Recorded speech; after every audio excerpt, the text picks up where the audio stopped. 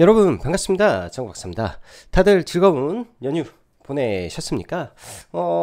지난주 목요일 날부터 만약에 휴가를 계획하셔 가지고 보냈다면 한 5일 정도는 굉장히 좀 길었던 연휴 기간이 오랜만에 찾아오지 않았나 생각이 듭니다. 5월 1일 노동절과 어린이날 그리고 석가탄신일이 겹쳐 있는 바람에 하루가 대체 공휴일이 되었죠. 그러니까 기간적으로 보면은 월수금 수요일 날을 금요일 날 치면 목금 월화 이런 식으로 해가지고 굉장히 또 길게 좀 보낼 수도 있는 부분이었지 않나 생각이 좀 드네요. 그만큼 이번에 연휴가 좀 길었던 것 같은데, 사실 연휴 기간 동안 특별하게 이제 미국 시장에 급등과 급락이 많이 없었기 때문에 이에 따른 시장에 큰 변화는 없겠지만은 약간의 이 환율적인 부분에서 시장에 큰 변동성이 있었다라는 거 정도는 확인하고 가면 좋을 것 같고요.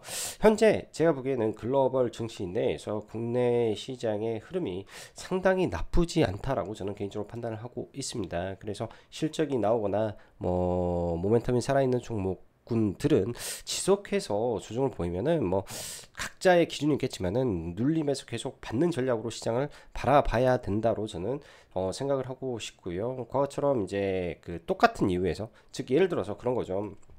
예를 들어서 관세 이슈로 시장이 또 다시 급락을 할 것이냐 했을 때, 그 관세 이슈로 크게는 떨어지지 않을 것이다. 시장이 빠질 수는 있겠지만은 지난번처럼 폭락을 하거나 그러지는 않죠. 왜냐, 모든 게 주식이라는 거는 이제 하락할 때는 하락과 상승에는 그런 게 있어요. 신선해야 돼요. 신선한 악재가 나와야 시장에 큰 임팩트를 주는데, 지금 관세에 대해서 시장에 신선하겠습니까? 145%까지 때려놓은 거를 여기서 추가로 뭘 하겠다 어쨌다 한들 관세로 시장이 두려움을 갖지는 않을 겁니다. 이 외적인 부분에서 뭔가 나왔을 때 시장이 큰 폭의 하락을 보이는 것이고요. 또 시장이 상승할 때는 있다가 없어져 버리면 이거를 이제 악재 소멸로 가지고 올라오는데, 이 올라오는 과정 속에서 뭔가 또 새로운 미스키 모멘텀처럼 뭔가 새로운 모멘텀이 발생을 해야죠. AI 버블을 만들든 뭐를 만들든 간에 어찌됐든 그런 모멘텀이 나와줘야 되는데, 아직 미국 시장에서는 그런 거를 찾아보기 어렵다. 그럼 잘해야 박스코인이다, 이런 생각을 가지고 좀 보고 있습니다. 자, 좌우지간 5월 시장 약간의 흔들림은 있을 수 있겠으나 여전히 좋은 시장이 저는 지속될 것으로 보고 있기 때문에, 실적과 모멘텀이 살아있는 종목에 최대한 집중해서 조정시 매수 관점으로 그냥 보시면 좋을 것 같다. 지수는 빠지더라도 큰 폭의 하락은 없을 것이다. 이렇게 설명을 드리고 시작해 보도록 하겠습니다. 들어가기 앞서서 라이브 방송 가입 진행하고 있고, 차근차근 기준과 함께 종목군들 잡아갈 예정이기 때문에 함께 하실 생각 있으면 보시면 좋을 것 같네요. 연휴 기간 상승한 미 증시, 대만의 환율 급변동과 원화, 사실 지금 고민하는 건 의미가 없습니다. 왜? 미국 증시가 그렇게 크게 오른 것도 아니고 떨어진 것도 아닙니다. 또한 환율에 대한 급변동으로 인해서 이게 시장에서 연속성을 가지고 반영을 해줄지에 대한 부분에 대해서도 사실 아직까지는 시장이 열려봐야 안다라고 저는 생각을 하고 있습니다. 대신에 명확한 부분은 업종과 산업만 우리가 추적하면 될 것이기 때문에, 이러한 산업에 대한 부분을 우리가 참고하고 보고 있으면 된다라고 말씀드리도록 하겠습니다. 어차피 차트와 종목을 보면서 모멘텀을 분석하면 되니까요. 자, 금요일날 국내 증시 간단하게 보면요, 거래대금 코스닥이 좀 많이 없었죠. 코스닥이 상대적으로 거래대금이 진짜 없었습니다. 보면 5조가 깨져버렸어요. 4조 6천억이 코스닥에서 거래가 터졌으니까, 이런 걸만 단순하게 보면 제가 잘못 보는 건가 싶은 생각도 드는데요. 넥스트레이드여서 그런가? 이런 생각이 드는데, 정말로 대형주들이 거래대금이 별로 없이 지수를 올려 세웠기 때문에 지수는 반등했는데 거래대금이 참 없는 시장이었다, 이런 생각이 들었고, 코스피는 거래대금은 좀 올라오는데 지수는 못 올라가는 흐름에서 사실은 이런 부분으로 시장을 판단하기가 참 어려웠다 정도의 흐름에서 해석을 하고 봤습니다. 자, 지난 금요일 국내 증시 코스피 기준 삼성전자의 하락이 있어 코스피는 상승하지 못하는 것 같으나, 삼성전자를 제외하면 사실상 코스피 시장 반등 잘 나왔다라고 좀 보여주고요. 코스닥은 지난 그 전 거래일에서 제약바이오랑 2차전지 반도체 종목군들이 큰 폭의 하락을 좀 보였었는데, 이런 부분에서 이제 알테오젠이 일단은 소폭 1.2% 반등에 인벤티지 랩이 상가에 들어가고 D&D 파마텍, 뭐 펩트론 그 밖에 ABL 바이오라든지 이런 플랫폼 일부 종목군들의 반등이 좀 강하게 나와줌으로 인해서 제약바이오가 코스닥 지수를 일정 부분 견인해 주었고요. 여기에 이제 이수페타시스라든지 일부 반도체 업종이 조금 더 올라줌에 의해서 종목군들이 상승 마감이 되었습니다. 근데 특별하게 섹터가 좋았다라고 보는 쪽은 사실상 조선과 방산 쪽이 섹터가 좋았다. 그리고 전력인프라 쪽이 섹터가 좋았다. 제약바이오는 일부 그 비만 쪽이 좋았다 정도로만 해석을 할 뿐이지 모든 종목이 좋은 모습은 아니어서 이거를 딱 한쪽으로 국한지어서 보기에는 사실 금요일날의 시장은 좀 그랬다라는 생각이 좀 듭니다. 자, 시간을 거슬러서 4월로 돌아보면 시장이 가장 뜨거웠던 정치 테마 섹터가 있죠. 그리고 네, 이 정치 테마주들은 사실상 이재명 독주 체제에서 이제 이재명이 완전 그 정치적 리스크를, 그러니까 사법 리스크를 덜어내고 그 다음에 윤석열 탄핵이 확정되고 하면서 대통령 탄핵이 확정되고 하면서 이제 본격적으로 랠리를 펼쳤고 뭐 사실상 시장에서는 이미 이재명 대통령으로 추대하는 느낌의 정책 관련된 발표 하나하나에 정책 관련주가 매우 뜨겁게 올라가는 모습을 보였습니다. 지금은 대부분의 정책 관련주 다 빠져 있고 마지막 금요일날 시장에서는 이재명 인맥주들이 다시 한번 막 급락했다 올라왔는데요. 저는 이쪽 부분에서 이렇게 봐요. 추후에 이제 정책 관련해서 두 가지 정도는 다시 갈 가능성이 높다. 그 중에 이제 AI 쪽 계속 봐야 될 것 같다. 뭐 이 정도로 생각을 합니다. 산업 트렌드가 굉장히 중요하니까요. AI와 AI 인프라 관련된 섹터는 계속 좋을 것 같다. 이 안에서 기회를 찾으시면 된다. 왜? 양당 공통된 의견이고 글로벌 트렌드에 부합하는 정치 테마주는 쉽게 안 죽습니다. 정책 테마주는 이거 하나만 생각하시고 보시면 될 것 같고요. 뭐 그 외에 이제 SKT 해킹으로 이제 반짝한 거 말고는 사실 뭐 제가 볼 때는 그렇게 뭐 뜨거운 테마는 없었다라고 생각을 합니다. 대부분 이제 아무래도 4월달 시장에 큰 폭의 하락이 있었기 때문에 이 하락에 의한 반등에 따라서 산업별로 많이 올라간 산업 섹터군이 존재하고 아닌 섹터군이 존재했다 정도로 보면 될 것 같은데요.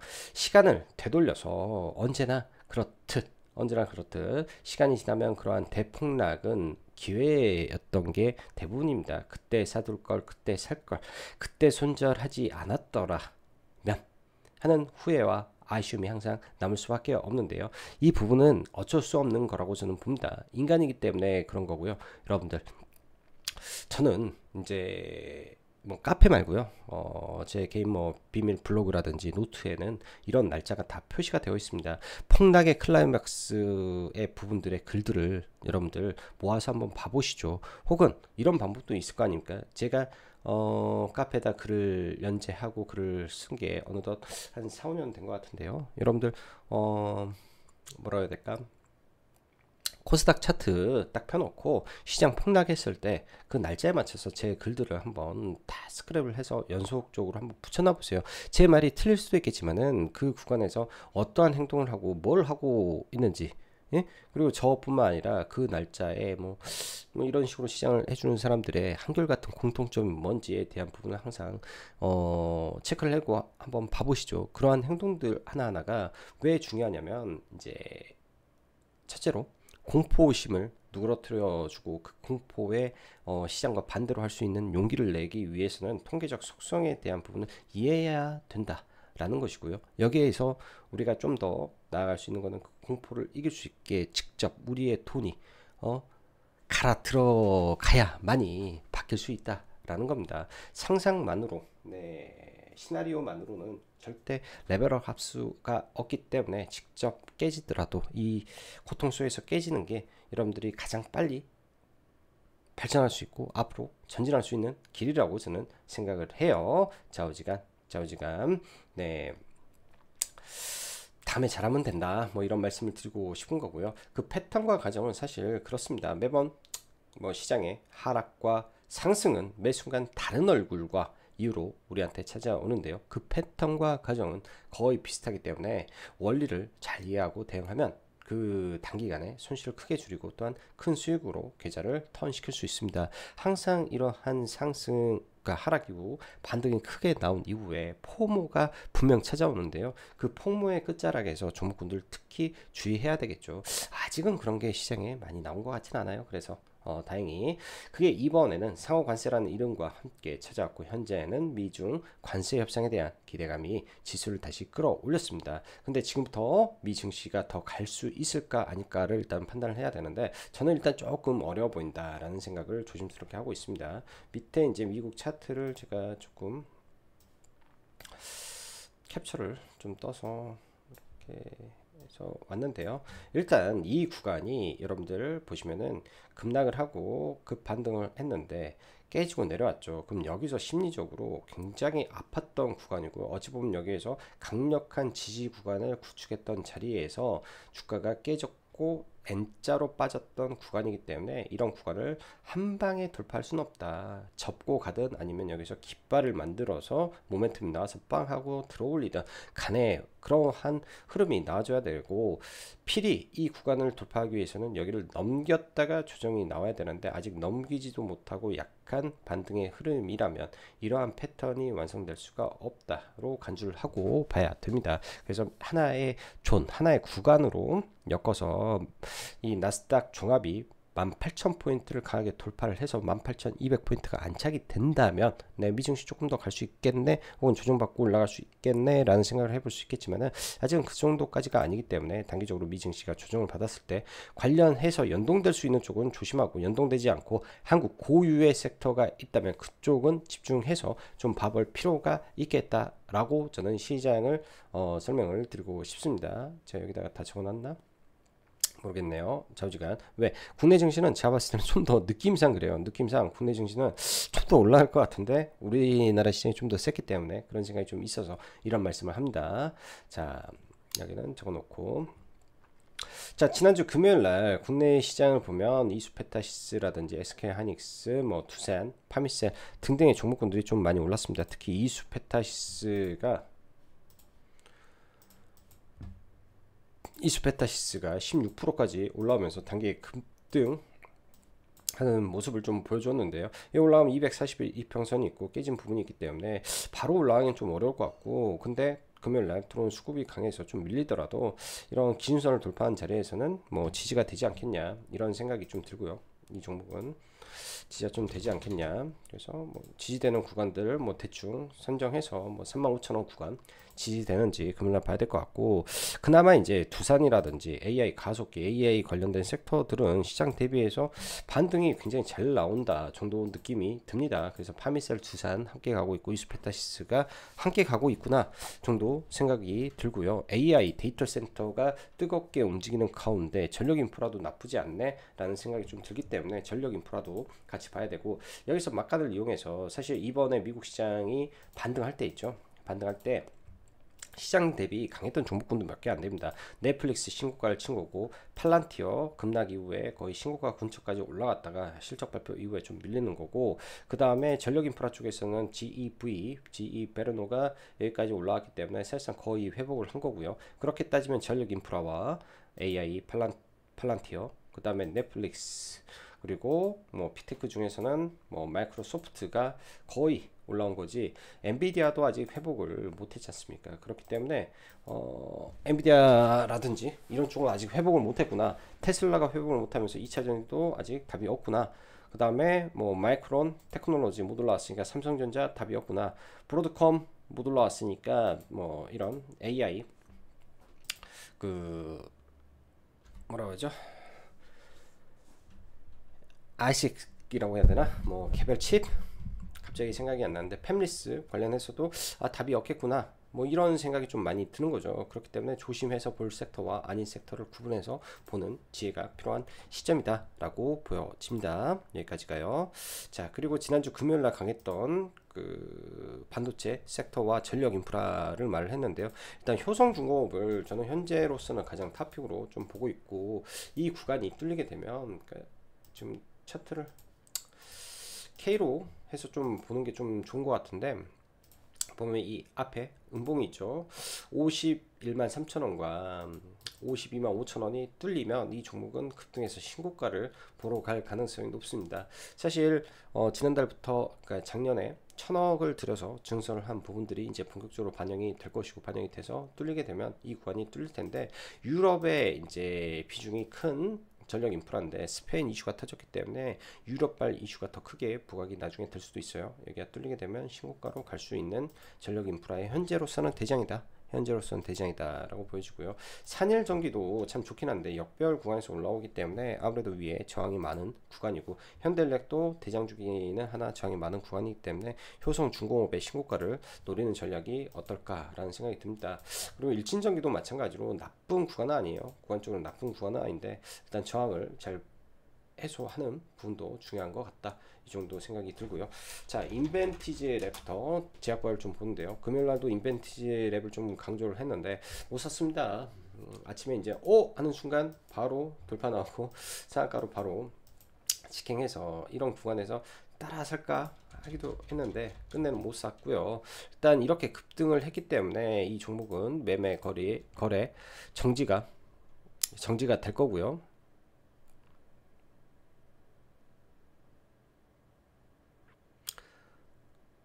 네, 여기서 추가 상승을 보낸다면 지금 시가총액 5천억인데요. 보통 이제 테마로 올라가는 종목군들은 정지를 하게 되면은 그 이후에 고점이 되는 경우가 많습니다. 지금 초급등주로 올라가서 이제 신규로 공략하기에는 굉장히 어려운 구간이다라고 생각을 하는데요. 정지를 하고 나서 보통 급락이 떨어지면 이 변동성을 이용한 매매를 이제 진행을 해볼 것 같고, 이런 게 있을 수 있어요. 만약에 인벤티지 랩이 금요일날 더 올라와서 그 종가상 정지에 들어가게 되면 반대로 이런 그 D&D 파마텍이라든지 경구형을 하는 종목군들이 뭐 빠졌다가 다시 올라가는 형국을 좀 보여줄 수가 있습니다. 좌우지간. 예. 한쪽이 정지에 들어갈 경우에 그런 현상이 발생할 수 있기 때문에 그런 종목군들의 상관관계를 이해하면서 종목군들을 좀 봐봐야 될 것 같고요. 지금 제약바이오 쪽에서는 약간의 이슈가 발생을 했는데요. 트럼프의 이 제약바이오 관련해서 2주 내에 관세 등에 대한 부분을 발표하겠다라는 내용이 좀 나왔습니다. 이런 부분들이 이제 제약바이오 전반적으로 영향을 만약에 미친다면 뭐 당연히 이제 삼성바이오로직스와 셀트리온 이쪽에서는 그닥 좋은 내용은 아닐 거라고 좀 보여주고요. 삼성바이오로직스도 근데 워낙에 추세가 탄탄해서 쉽게 죽지는 않을 것 같고, 뭐 이로 인해서 예를 들어서 ABL 바이오라든지 최근에 강하게 올라왔던 종목군들이 좀 연속적인 하락을 보인다면 또 기회의 요인으로 작용하지 않을까 생각을 합니다. 그래서 이를 급격하게 올라왔잖아요. 급격하게 올라온 종목군들이 여기에서 다시 빠져가지고 좀 내려와 주면 네, 좋은 자리가 올 수도 있기 때문에 잘 기다려 보면 좋겠다, 이렇게 좀 보여주고요.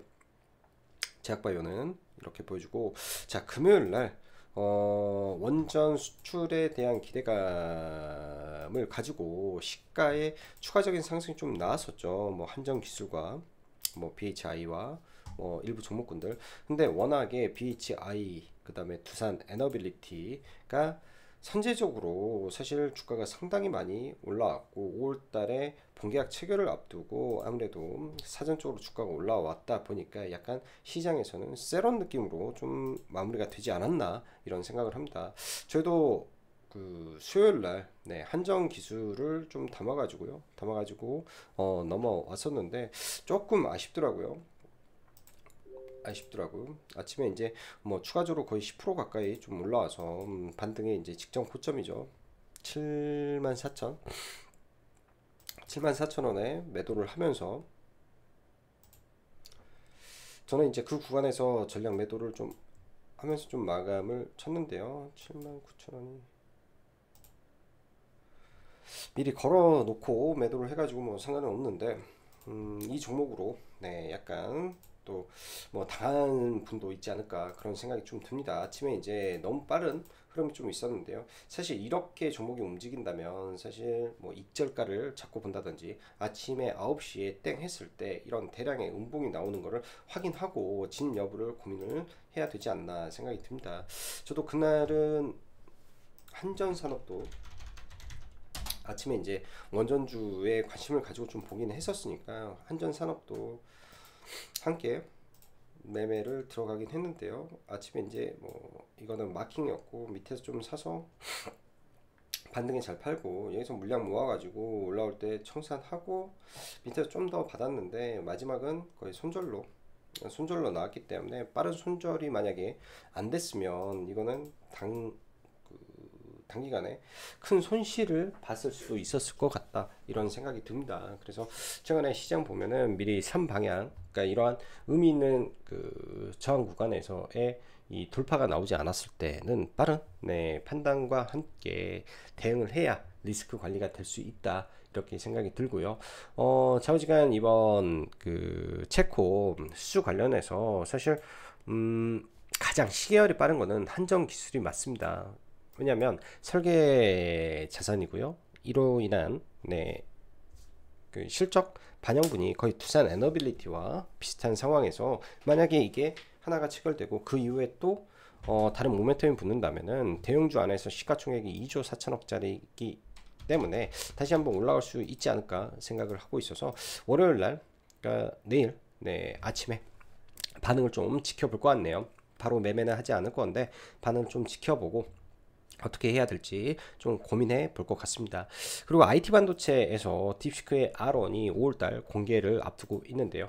동시에 하웨이 칩에 대한 시장의 기대감도 상당히 중국에서 크게 작용을 하고 있다 볼 수 있습니다. 오늘 우리나라 시장이 열리진 않았지만 중국 시장에서 하웨이 칩 관련된 종목군들이 대거 폭등하고 있는 모습을 좀 보였다라는 점이 고무적이고, 단기에 올라올 때마다 거래 대금을 상당히 이 종목도 많이 터트리고 있는 것 같아요. 시가총액 1,300억대 SSD 관련된 종목의 M디바이스라는 종목인데 일단 단기 박스권을 돌파해 놓은 상태이기 때문에 12,170원 이 구간이 지지되면 눌림으로 대응해 봐도 괜찮을 것 같습니다. 그리고 화장품이라든지 여행 섹터는 언제든지 관련해서 OEM 관련된 종목군들이 많이 밀린다면 관심 있게 봐야 될 것 같고요. 선크림 관련해서도 단기 이제 선진 뷰티 사이언스가 꽤 많이 올랐죠. 그래서 지금 당장 공략하기가 좀 까다로운데요. 내려온다면 관심 있게 봐도 될 거다. 관심 있게 봐도 될 거다 생각이 들고, 그 밖에 이제 OEM들 다 괜찮고요. VT 같은 경우에는 중국으로 허가가 나와 있는 상태이기 때문에 이제 판호가 열려서 빠지면 본격적으로 수출이 되겠죠. 이 다이소라는 오프라인 플랫폼을 타고 거의 1위 인식이 크기 때문에 중국 관광객들 많이 가져가고 있는 상황으로 파악이 됩니다. 언제든지 내려왔다가 들어 올릴 때는 이 장기 횡보를 뚫어버리면 한 차례 또 레벨업을 할 수 있는 흐름이기 때문에 잘 지켜봐야 될 것 같습니다. 잘 지켜봐야 될 것 같고요. VT도 이 구간에서. 그리고 엔터 관련해서 또 트럼프가 관세 이슈를 좀 붙이는데요. 최근에 사실은 엔터 관련된 종목군들이 꽤 많이 올라와서 들어가기가 사실 약간 부담은 되긴 해요.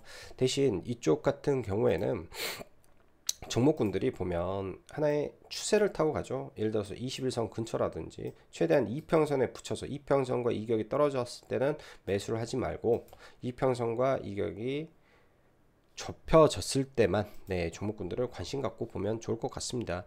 YG엔터도 이러한 이격을 줄이는 과정 속에서, 그러니까 이번에 이제 이슈가 나와서 종목군들이 하루 이틀 빠지게 되면 기회로 생각을 하는 게 좋을 것 같아요. 기회로 생각하면 좋을 것 같다 생각이 듭니다.